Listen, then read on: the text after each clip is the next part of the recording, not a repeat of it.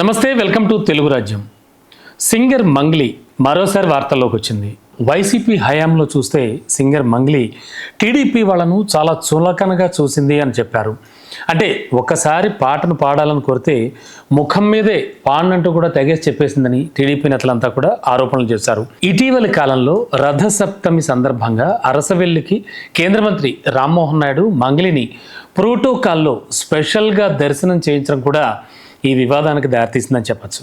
Course దీనిపై TDP నాయకులు కార్యకర్తలు చాలా పెద్ద ఎత్తునే విమర్శలు చేశారు స్వపక్షంలోనే. అయితే ఇది ప్రస్తుతం ఇరు తెలుగు రాష్ట్రాల మధ్య కూడా చాలా వివాదంగా మారిపోయింది. మరి దీనిపై తాజాగా మంగ్లీ ఒక బహిరంగ లేఖను విడుదల చేసింది.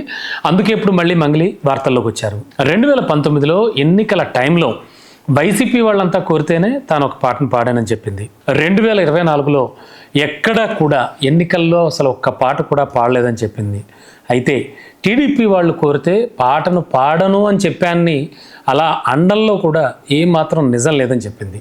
సరే, ఒకవేళ ఆ విషయాన్ని మీరు నిరూపిస్తే నేను దేనికైనా సిద్ధం ఉంటుంది.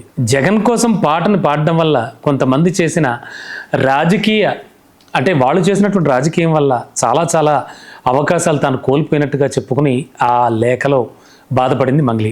వెంకటేశ్వర స్వామి తన ఇంటి దైవం అని కూడా చెప్పింది. జగన్ సర్కార్ ఆల్రెడీ ఎస్వీబీసీలో సలహాదారుగా ఉండమంటే తన ఇంటి దైవం కదా అని తాను ఒప్పుకున్నట్టుగా కూడా చెప్పుకొచ్చింది.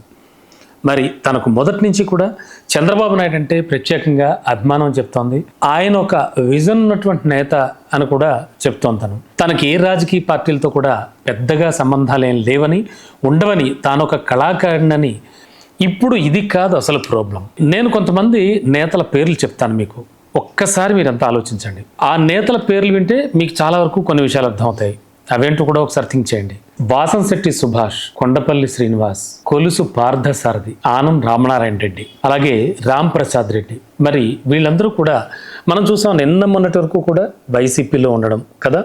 మరి ఇప్పుడు టీడీపీ గవర్నమెంట్ వచ్చాక వీళ్ళంతా మంత్రులు. మరి ఇప్పుడు ఇక్కడ చాలా అంటే వీళ్ళతో లేని ప్రాబ్లం మంగ్లీ తన స్టాండ్ మార్చుకుంటే అసలు ఎందుకు వస్తుంది? ఇదైతే ఖచ్చితంగా $1000 ప్రశ్నలాగే ఉంది. ఎందుకంటే మంగ్లీని తిడితే ఎదురు తిరిగే వాళ్ళు ఎవరైనా ఉంటారా? అంటే ఈ విషయంలో మాత్రం ఖచ్చితంగా మంగ్లీని అందరూ కార్నర్ చేస్తున్నారు, టీడీపీ వాళ్ళు ముఖ్యంగా.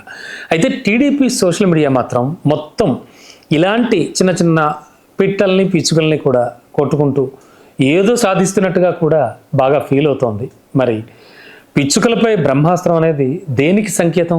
ఖచ్చితంగా టీడీపీ వింగ్ ఆలోచించాలి. అండ్ ఇలాంటి వాళ్ళని విమర్శించడం, ఇలాంటి వాళ్ళని పట్టుకుని నానా రభస చేయడం అనేది ఎంతవరకు కరెక్ట్ అని కూడా నెటిజన్లంతా కూడా ప్రశ్నిస్తున్నారు. దీనిపై ఖచ్చితంగా మీ అభిప్రాయం ఏంటో కూడా చెప్పండి. Please do subscribe to Telugu Rajyam channel. Please do subscribe to Telugu Rajyam channel. Please do subscribe to Telugu Rajyam channel. Hi అండి, నేను మీ ఆర్పీని, నెల్లూరు పెద్దారెడ్డి చేపల పులుసు ఓనర్ని. మీరు తెలుగు రాజ్యం అనే ఈ యూట్యూబ్ ఛానల్ సబ్స్క్రైబ్ చేసుకుని మంచి వీడియోలతో వస్తారు. Thank you so much. Hi people, I'm Sonakshi Verma and you please watch Telugu Rajyam and please subscribe to the channel.